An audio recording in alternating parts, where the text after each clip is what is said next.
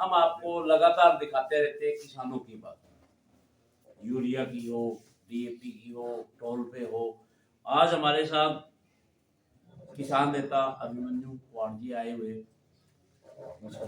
आपको भी आपके सभी दर्शकों को हाथ जोड़ के नमस्कार।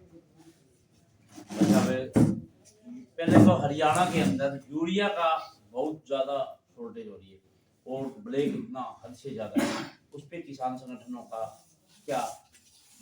देखो, अभी थोड़ी देर पहले यहीं पे चर्चा हो रही थी, अभी गांव शाम सुख में है जी। तो यहाँ पे लगभग तमाम हरियाणा के जिलों के जो डीसी हैं, जो डीडीए हैं, उनसे किसान संगठनों की कई बार बैठक हो चुकी है। और जैसे हिसार जिले की आप बात करें तो हिसार जिले में भी एक आदेश पारित हुआ है कि हर दुकानदार को अपनी दुकान के बाहर एक बोर्ड लगाना पड़ेगा कि भाई कितना स्टॉक है, कितना उसके पास आया, कि उसका रेट है, कितना कट्टा बेचने लग रहा है, कितना स्टॉक बच रहा है, उसका सब उसको रिकॉर्ड रखना पड़ेगा, बोर्ड लगाना पड़ेगा। बोर्ड लगाना पड़ेगा। ये तमाम कई जिलों में आदेश हो चुके हैं, सरकारी आदेश। हाँ, सरकारी आदेश, प्रशासनिक स्तर पर ये आदेश हो चुके हैं।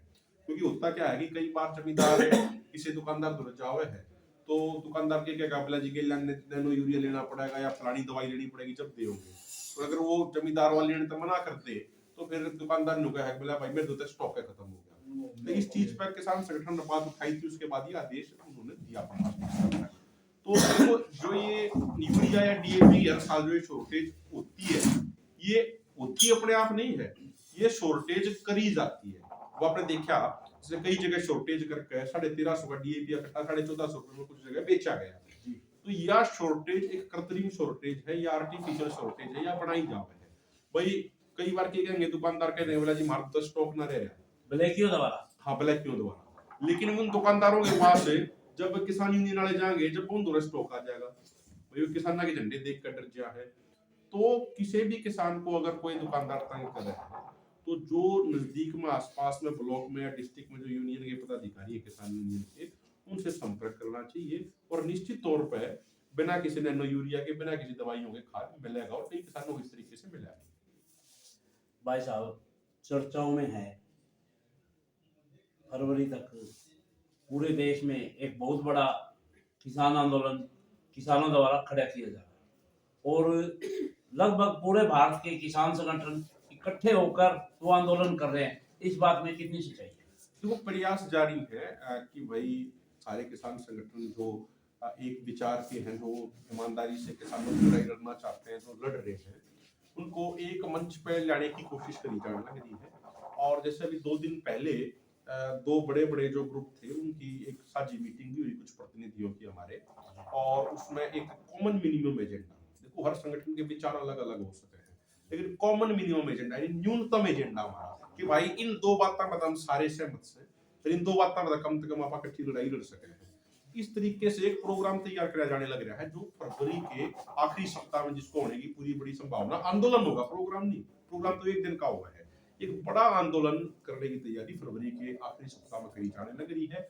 उसकी डेट अभी एग्जैक्टली फाइनल नहीं हुई है, लेकिन उसके लिए तमाम राज्यों में बड़ी बड़ी पंचायतें हो रही हैं। जैसे कल 14 तारीख को लुधियाना में शहीद करतार सिंह सराबा के गांव सराबा में एक बहुत बड़ी 1 लाख से अधिक किसानों की पंचायत महापंचायत होने जा रही है, जिसमें उस दिल्ली के आंदोलन की तैयारी का ही आह्वान किया जाएगा। उससे अगले दिन हमारी पंजाब के मोगा में बहुत बड़ी पंचायत है, मोगा की अनाज मंडी में जी। तो तैयारी चल रही है और सारे भाईचारे का सहयोग रहा, परमात्मा प्रकृति का सहयोग रहा, तो निश्चित तौर पर किसान संगठन दोबारा एकजुट होकर अपनी लड़ाई को पहले से भी ज्यादा मजबूती से लड़ेंगे।